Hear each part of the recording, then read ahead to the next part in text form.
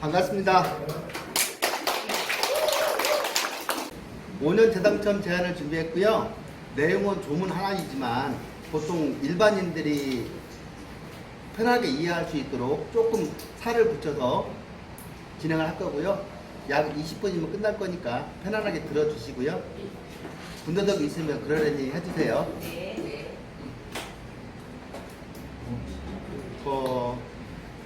2017년도 1, 2월 무렵을 기억하십니까? 실무에서. 태양부동산 사장님, 네.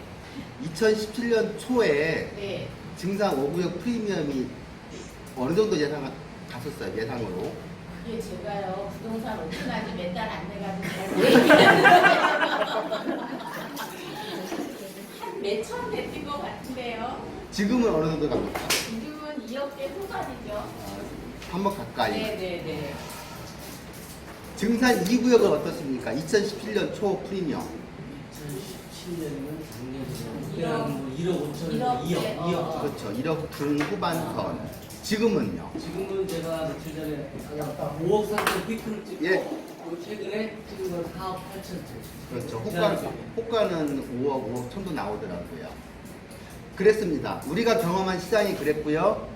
그러다 보니까 정부의 규제를 불러왔고 그 중에 하나인 5년 재당첨 제한을 한번 오늘 풀어볼게요. 우리가 2017년도로 같은 시장이 다시 온다면 어떨까요? 재미있을까요? 그 시장은 가보죠. 빌라 사러 가죠. 어디로 가야 됩니까? 준산이고요. 예, 시색 등산 뉴타운이 정답이겠죠. 그러면 전세 끼고 헌 아파트 살려면 어디 가야 될까요?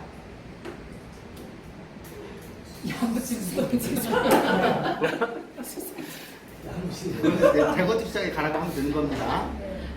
이 재개발, 재건축 입에 많이 붙은 말이고요.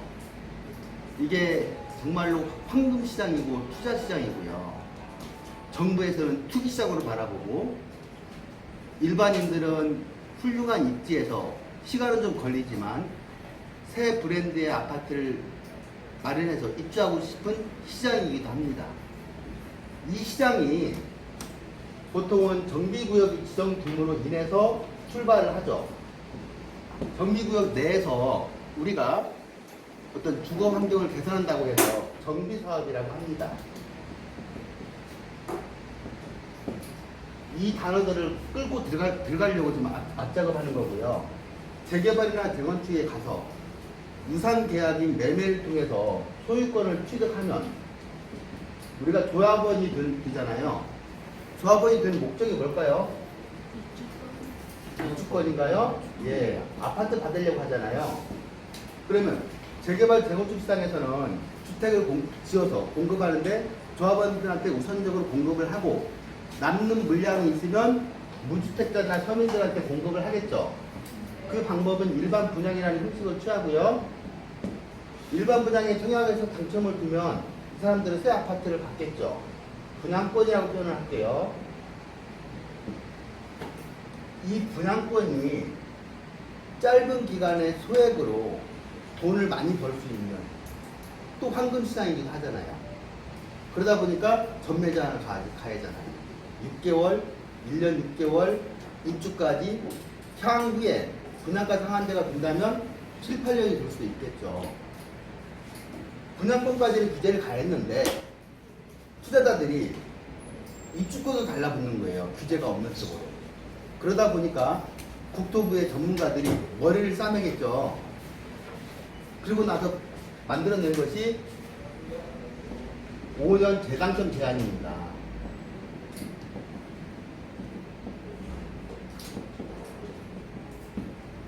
이게 굉장히 강력한 정책이면서 일반 국민들에게 재산권에 피해를 주다 보니까 근거 규정이 있어야 되잖아요. 막무가내로 잡아낼 수는 없으니까. 그래서 근거 규정을 만들게 되는데 서울 시민들이 아주 친숙한 도시 및 주거환경정복법이 있죠. 줄여서 도정법이라고 표현하잖아요. 이걸 개정하기에 이르고요.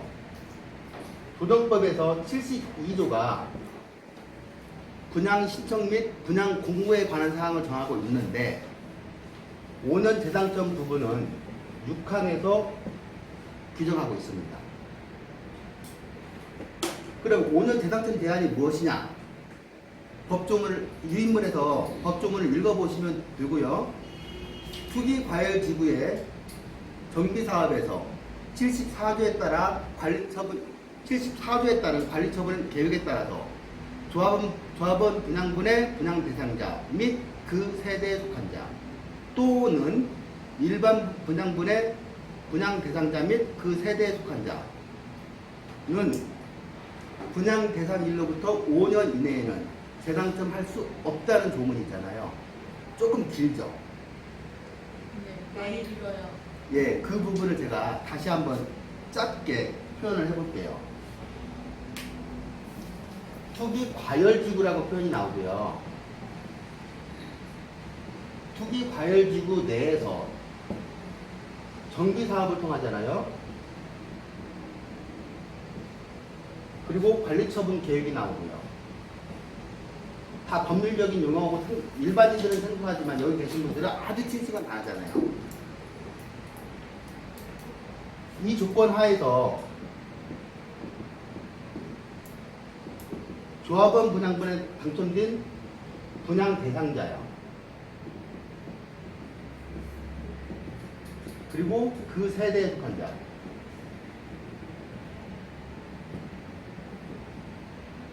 또는 일반 분양분,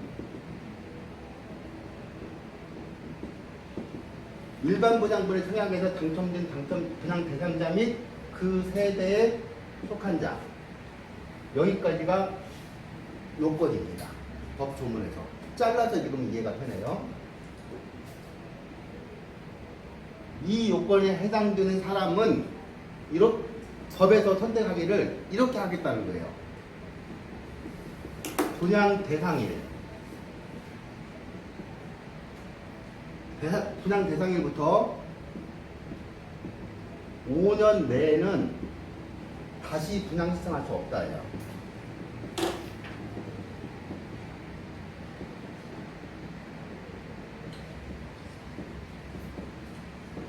맞나요, 법조문이?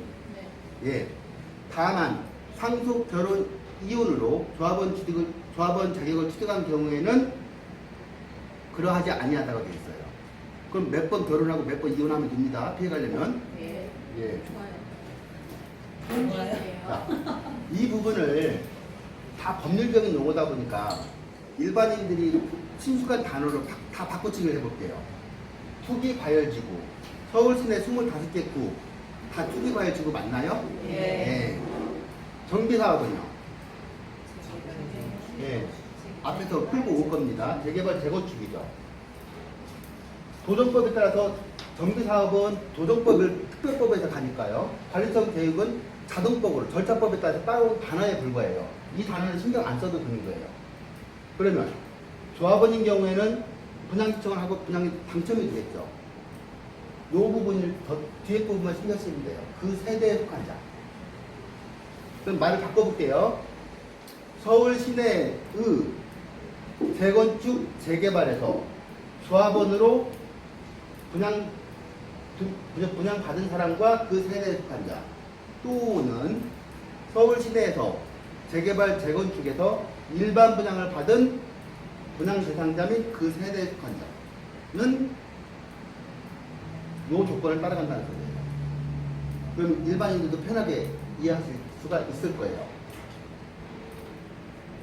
자, 그러면 여기서 분양 대상일을 한번 또 따져볼게요. 이 단어를 가지고서. 두 가지가 나올 수 있고요. 조합원의 경우가 있을 수 있고, 일반 분양에 청약한 사람들이 나올 수 있을 거예요. 그러면 이 경우를 따지는 이유가 5년이라는 시간을 카운팅하는 데 있어서 시작하는 날짜가 있고 끝나는 날짜가 있죠. 시작하는 날짜를 시기라고 하죠. 예. 이 시기를 법에서는 뭐라고 선택했을까요? 예, 처음으로 관리처분 인가를 받는 날짜를 잡아냈어요. 그 날짜가 당첨자 발표일이나 마찬가지가 되는 거죠. 그러면 그게 시기가 되니까 5년이 끝나는 날짜는요. 언제가 될까요? 분양 시점 마감이죠. 종기의 경우에는 분양 시점 마감이 됩니다. 왜 이걸 선택했을까요? 법에서. 법 조문에서 분양 신청할 수 없다라는 표현 때문에 그렇습니다. 신청자. 그 다음 관리처분 인가가 아니라 분양 신청 마감일로 분양 신청 기간 내에 조합원들은 분양 신청을 해야 되잖아요. 가행 규정에 따라서. 이 법 조문이 분양 신청할 수 없다는 것 때문에 해석을 하게 되면은 분양 신청 마감일이 되는 겁니다. 그럼 조합원의 경우에는 다 해결이 됐죠? 시기와 종기 5년 카운팅이. 일반 분양의 경우는 어떨까요? 시기가. 예. 당첨자 발표일이 되겠죠? 지금 현재 가점제로 가잖아요. 네. 그러면 다시 또 일반 분양에 당첨될 일이 있을까요? 없죠. 그런데 일반 분양에 당첨된 사람들이 사업이 잘 돼서 돈을 벌었어요.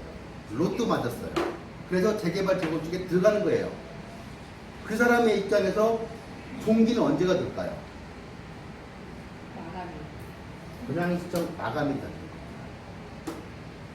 그럼 분양 대상일에 대해서 조합원의 경우 일반 분양을 가진 사람들의 경우에 시기 종기에 따라서 5년을 카운팅할 수가 있겠죠.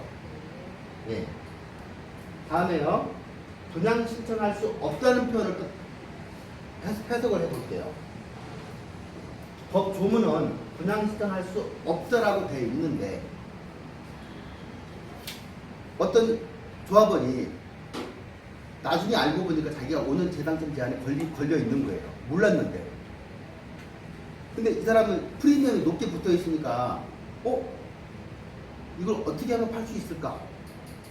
내가 5년 재당첨 제한에 걸리지 않는 사람을 찾아서 좋은 금액에 매도하면 되지 않을까? 이런 생각을 할 수 있잖아요. 근데 이 부분이 공개되는 자료가 아니에요. 공시되지 않아요. 공인중개사들이 알 수가 없어요. 잘못되면 책임을 져야 돼요. 그렇죠? 네. 예. 그런 사례들이 충분히 나올 수 있는 거예요.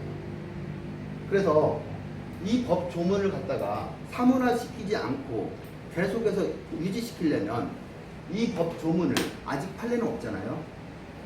임의 규정으로 해석해야 될까요? 강행 규정으로 해석해야 될까요? 예. 제 생각입니다, 이건. 사문화시키지 않으려고. 그러면 강행 규정에 꼭 지키라고 이제 판단을 해보죠. 그러면 강행 규정에는 단속 규정이 있고 효력 규정이 있죠. 어느 방향일까요?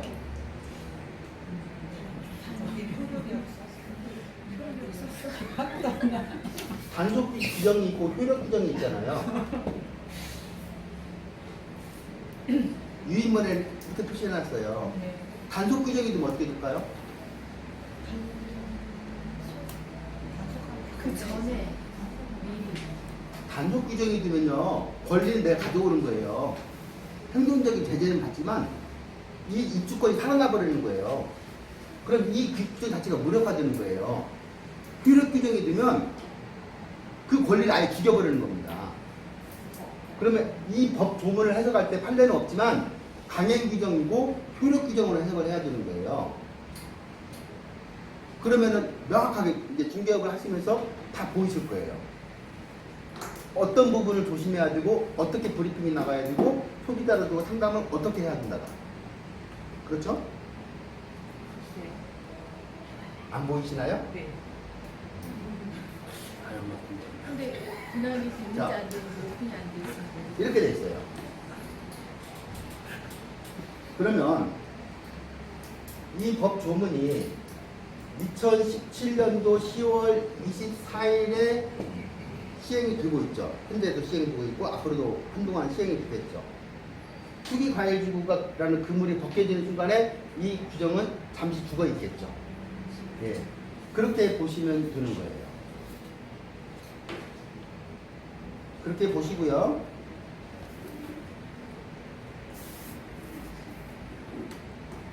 자, 그러면 제가 차트를 한번 그려볼게요.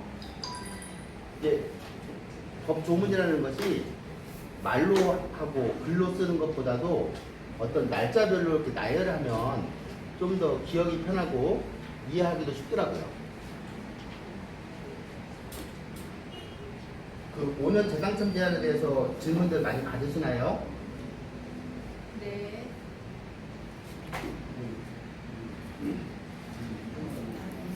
자, 가볼게요. 네. 파리 대책이 언제 발표되었죠? 2017년도 파리 대책이잖아요. 네. 여기에서 투기 과열 지구가 지정이 됐죠. 그리고 나서 10월 24일부터 5년 재당첨 제한이 시행이 되고 있습니다.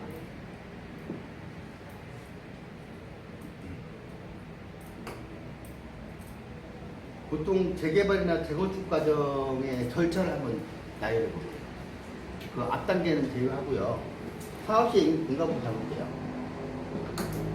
사업시의 인가 다음에 절차가 어떻게 되죠? 그냥 예, 시공사 선정하고 분양 신청하겠죠. 분양 신청한 다음에 예, 간평은 개개인들이 중요한 거지 큰 의미 없어요. 그 다음에는요.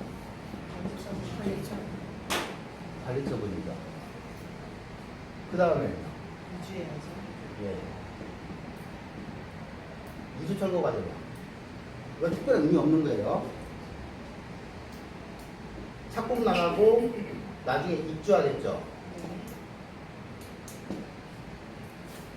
그러면 2017년 10월 24일 이자를 끊을게요. 아까 그 법 조문만 읽으면 사람들이 실수하게 돼요. 법이 개정되게 되면 항시 따라오는 게 부칙이 따라옵니다. 그래서 부칙 안 읽으실까봐 제가 출력을 해드렸어요. 그걸 읽으면 됩니다. 예외 규정이 항시 나오고요. 법이 시행일이 여기에요. 그럼 기본적으로 법은요, 소급할 수 없어야 되는 겁니다. 그러면 미래에 대해서 벌어지는 일이잖아요. 그런데 소급할 수 있는 방법을 살짝 열어놨어요. 파리 대책에서 정부가 합동으로 정책을 내세울 때 예외 규정을 열어놨어요. 그 당시에는 근거 규정도 없었지만 예외 사항을 두 가지를 뒀어요. 두 가지 경우에는 향후에 입법을 거쳐서 제한을 두겠다라고. 그 부분이 이 당시에는 정책 발표에 불과했지만 10월 24일에는 부칙에 올라오는 겁니다. 그럼 도정법은요, 재개발 정원축을 하는 데 있어서 특별법의 역할을 하기 때문에 그 부칙이 그대로 효력을 미치는 경우예요. 예를 들어서 투자 활동들 많이 하셨나요? 몇 개 들고 계세요, 주권을? 한 개. 한 개. 어떤 분은? 빨리 얘기해요. 2017년 10월 24일 이전에 정비구역을 달리해서 재건축이 됐든 재개발이 됐든 2개 갖고 있는 사람도 있고요, 5개 가지고 있는 사람도 있고요, 10개 가지고 있는 사람도 있어요. 저는 개인적으로 7개 가진 사람까지만 만나봤어요.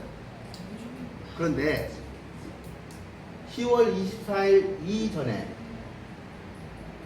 소유권을 다 자기 앞으로 돌린 이 사람들의 경우에는 향후에 가지고 있는 개수에 따라서 사업 절차가 지연될 수도 있고 빨라질 수도 있고 해서 섞일 수는 있어요. 하지만 개수에 상관없이 모두 다 입주권을 주겠다예요.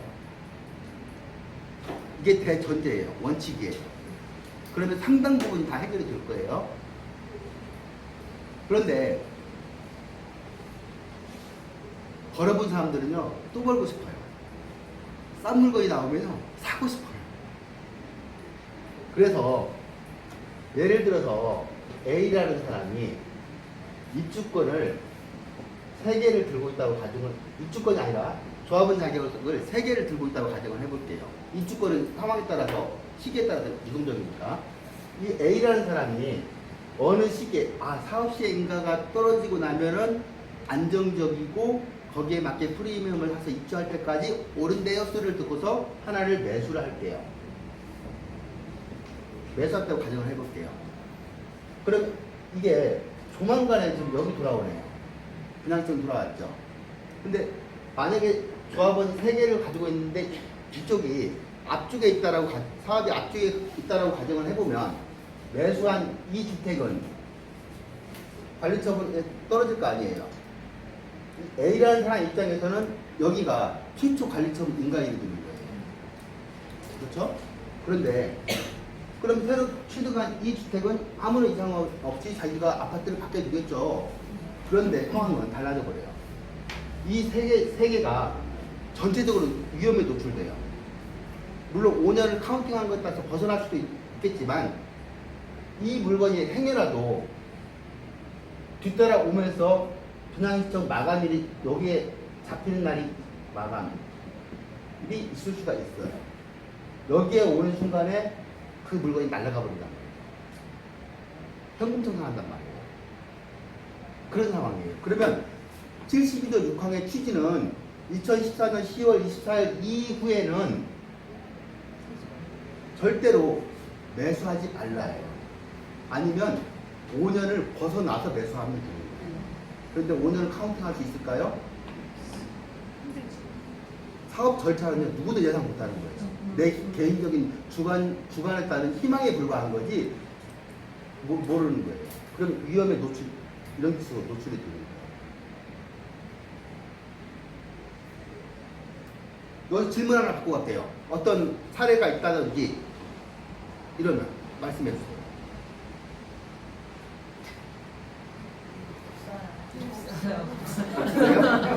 많이 갖고 있는 사람은 더 그러면 이상 사지만 않으면 투자자들이 안 온다는 소리 아니에요? 그 상담한 사람이 없으면? 네. 뭘? 이거 아니 저 사람이 앞에 3개를 팔면 어때요? 처분하면. 끝나면 아무런 문제 없죠. 그렇죠. 네.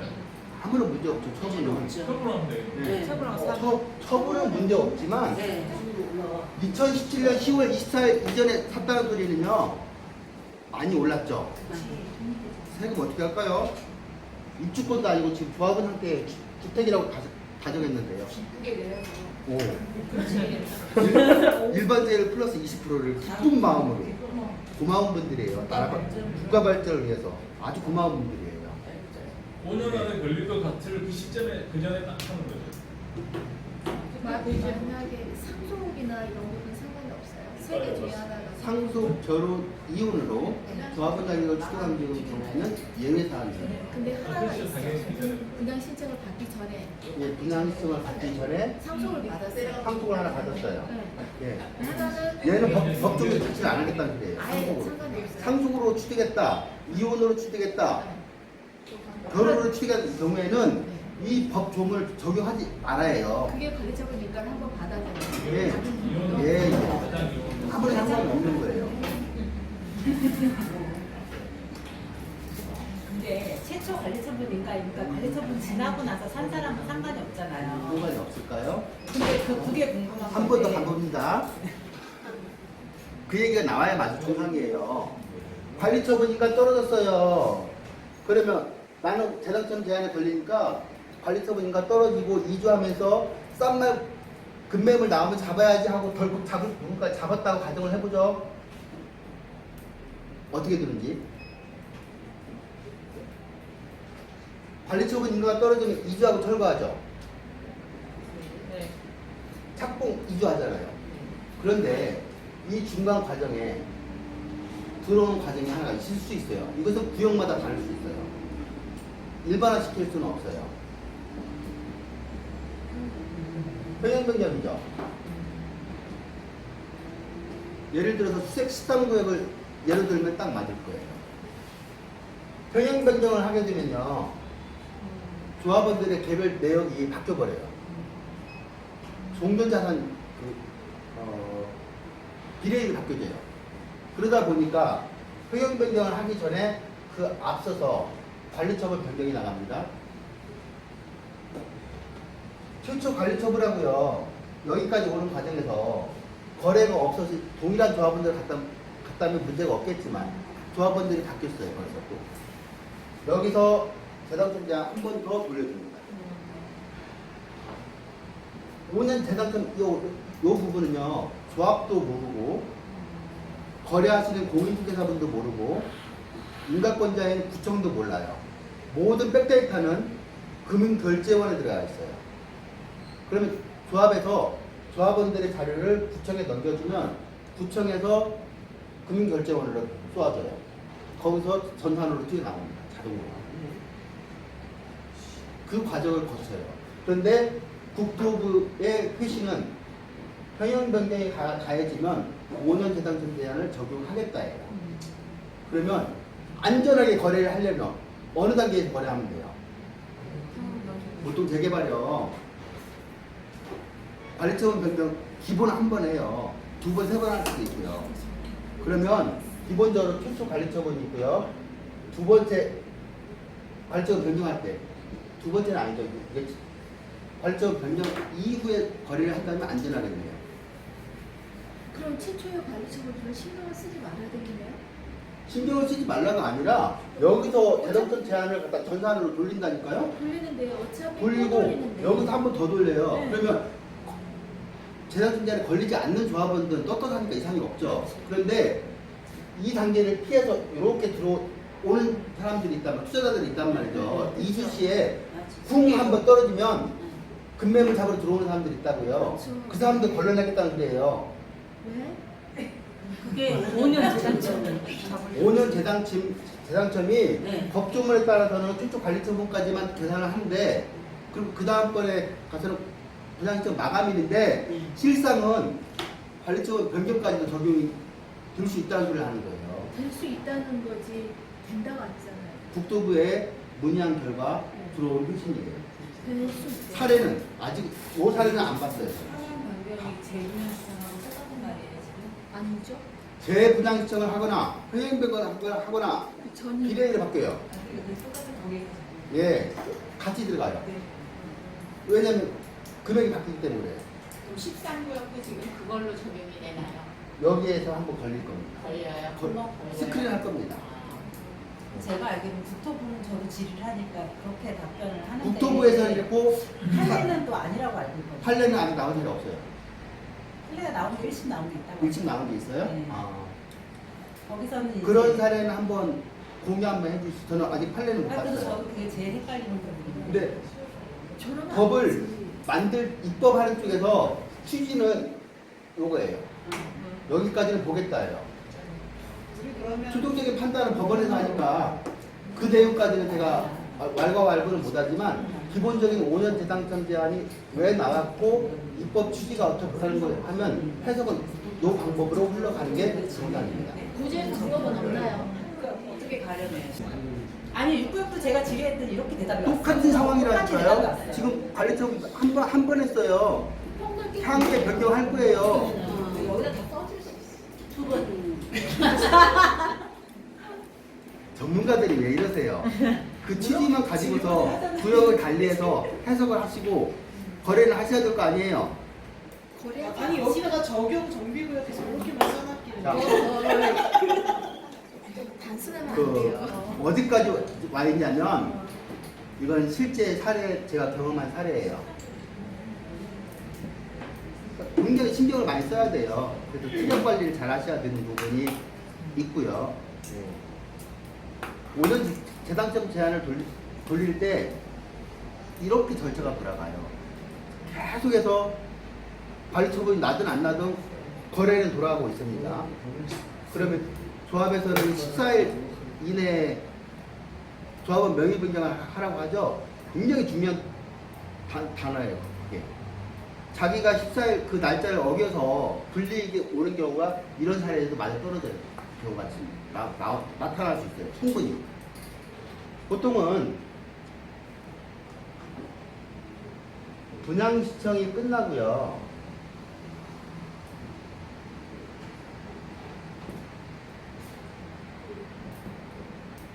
관리처분 계획을 통해서 인가 신청을 하게 되죠.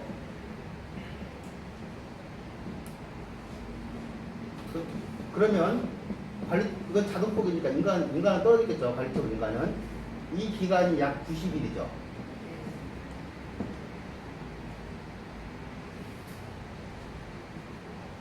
정비구역을 가도요, 조합 집행부는요, 처음이에요. 두 번째 돌아가는 사람들은 극히 드물 거예요. 그 사람들 입장에서 보면요, 초짜예요. 앞일에 대해서는 처음이에요. 그러다 보니까 관리처분 인가를 신청할 때 조합원 명부가 들어갈 거 아니에요. 조합원 명부라는 게 특별한 게 없어요. 이 분양 신청한 조합원의 성명하고 주민번호가 중요해요. 그러면 주민등록, 지금은 5년 재당점 제한이 나오니까 주민등록 등본을 첨부하게 돼 있어요. 이렇게 들어갑니다. 그러면 구청에서 약 이 정도 한 3분의 1 정도 기간이 지나면 중간에 거래되는 걸 고려해서 그러는 거예요. 스크린하기 위해서. 이 정도 기간이 오면 조합으로부터 넘겨받은 이 자료를 금융결정으로 넘겨줘요. 이 사람들에 대해서 조회를 해달라고. 실적이 어떻게 잡혀 있는지. 그러면 기본적으로 물건을 취득하고 있는 세대원이 됐던 세대주가 될 수 있죠. 그리고 나머지 주민등록 등본에 올라있는 사람들에 대해서는 다 같이 조회가 되는 거예요. 그렇죠? 분양청 또 마감일이잖아요. 이런 사례가 또 나올 수 있어요.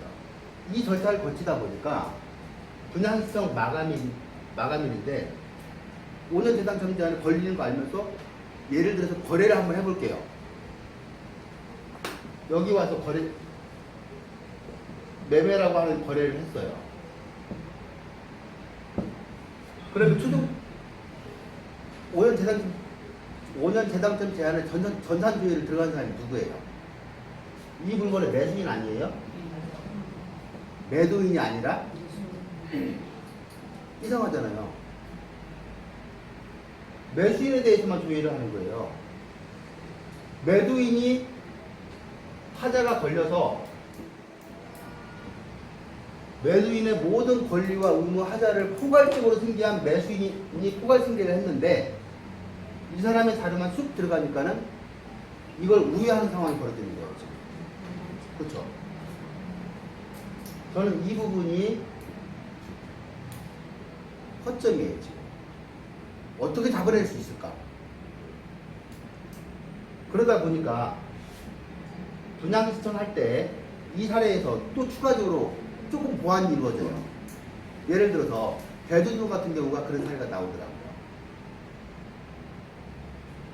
관리처분 인가를 신청하는 이 단계에서 조합원이 가지고 있는 주택에 대해서 모든 등급을 다 달라요.